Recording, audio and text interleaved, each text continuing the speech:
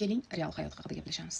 Bolaligingizdan siz oddiy bola emassiz. Siz kimningdir g'ururi, kimningdir nomusisiz. Hali xato qilishga ulgurmasingizdan sizga aytilgan.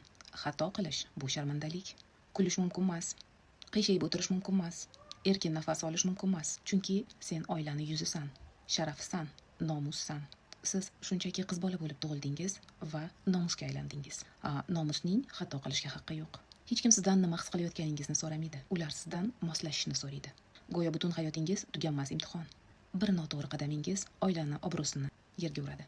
O'zbekistonda oila sharafi bu qiz bolaning oyoqlari orasidagi mavzu. Bu jamoaviy masala. Erkakni nomusi-chi? U qayerda? Nimaga uni narxi yo'q? Nimaga uni butun mahalla bo'ylab himoya qilishmaydi? Siz go'yo mina qo'yilgan dalada yuribsiz. Xudo saqlasin uyingizdagilarga yoqmaydigan bolani sevib qolsangiz. Xudo saqlasin ota-onangizga yo'q deb qo'ysangiz. Xudo saqlasin o'zingiz xohlagandek yashashni istab qolsangiz. Ammo aynan mana shu oila nomusini haqoratlashganda, kamsitishganda, oyoq osti qilishganda hech kim aytmaydi. Ehtiyot bo'ling, bu nomus-ku. Bu sharaf-ku. Hamma to'satdan qiz bola oilaning yuzi ekanligini unutadi. Chunki ularning erkakcha dunyosida qoidalarni ham ular yozadi va uni o'zlari xohlagan payt o'zgartiradi. Siz o'sasiz, oq libos kiyib o'ylaysiz. Endi hammasi o'zgaradi. Endi hayotim o'zgaradi. Siz rafiqa bo'ldingiz. Lekin siz rafiqa bo'lmadingiz. Siz kelin bo'ldingiz. Kelajakda esa ona.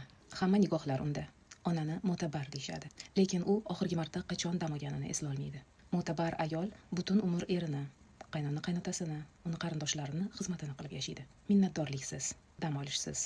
Aynan o'sha ona bolasi agar xatoga yo'l qo'ysa, birinchi bo'lib ayblanadi. Sen shunaqa tarbiya qilgansan. Bu seni tarbiyangni ko'rgan, seni zotingga tortgan. Bu qadrini bilmaydigan mo'tabar ayol. Axir sen aqllisan-ku. Yurib uyga qaytadi. Ot aylanib qozig'ini topadi. Albatta endi u g'ururlanadi, faxrlanadi, ma'rakalarda, dasturxon yonida maqtanadi. Meni xotinim shunaqa tilla. Ammo u ayolining bir kunlik kun tartibini yashab o'tkaza olmaydi. Uning hatto singan tirnog'iga ham arzimaydi. Shunda divanga yotib, qornini qashlab, Instagram ochadi, meni videoimni ko'radi, haqiqatni eshitadi va u albatta kommentariy yozadi. Mana bunaqa.